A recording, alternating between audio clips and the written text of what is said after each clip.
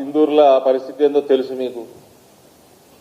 అక్కడ ఒక PCC president DCC president లెవెల్కి పెట్టినాం. నెల రోజులు పిసిసి ప్రెసిడెంట్ డిసిసిని చేసినాం. అప్పుడు ఆయన అంటాడు, ఇలా బీజేపీ వాళ్ళకి ఎలక్షన్ రాగానే హిందూ ముస్లిం గుర్తుకొస్తాం. तेरा चीफ मिनिस्टर क्या कर रहा?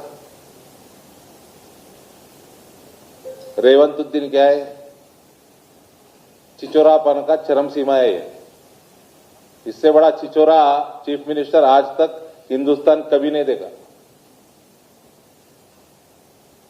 चिचोरा मुख्यमंत्री नोडु.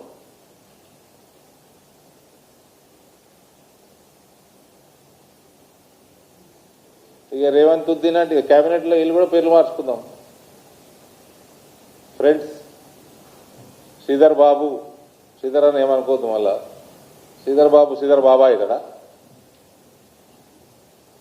బట్టి విక్రమార్క డిప్యూటీ సీఎం, ఈయనకి తోక సూట్ కాదు, సెట్ కాదు. బట్టి విక్రమార్క పోయి బట్టి అక్రమార్క చేసుకో, విక్రమ్ తీసి అక్రమాన్ని పెట్టుకో. అందరు మార్చుకోరు ఇక పేర్లు. మీ ముఖ్యమంత్రి మార్చుకుంటున్నాడు. బట్టి అక్రమ్ మంచిగా ఉంది, ఈజీగా.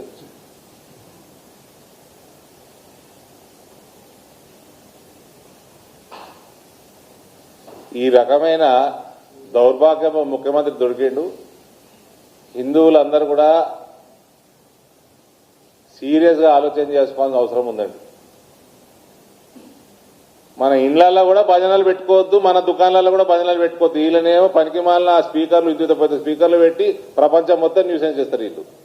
అది పెట్టుకోవచ్చు వీళ్ళు.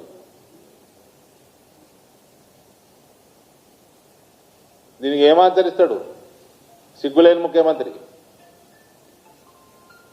ఈయనకే పని చేత కాదు, మన చేత కాదు, చదువు సంధ్య లేదు. మళ్ళీ ఈయన హోమ్ పెట్టుకున్నాడు, మళ్ళీ మున్సిపల్ అడ్మినిస్ట్రేషన్ పెట్టుకున్నాడు. లూటీ జరుగుతుంది తెలంగాణలో. కేసులు ఏరైనా ఆయన అంటే కల్వంకుట్ల మీద వాళ్ళ దగ్గర పైసలు మింగుతా ఉన్నాడు, వాళ్ళని కాపాడుతా ఉన్నాడు.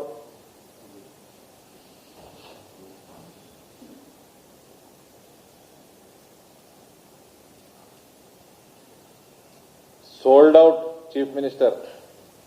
యు రిమెంబర్, ఏదో ఈయన కాంగ్రెస్ ప్రభుత్వం రాగానే ఈ 10 సంవత్సరాలు ఈ రాచరిక పాలన పోయింది, సరిలేదన్న డెమోక్రటిక్ నడుపుతారేమో అనుకొని ఫస్ట్ 1 ఇయర్ పోన్లే అంటే, ఆ టైంలోనే అంతకుముందే నేను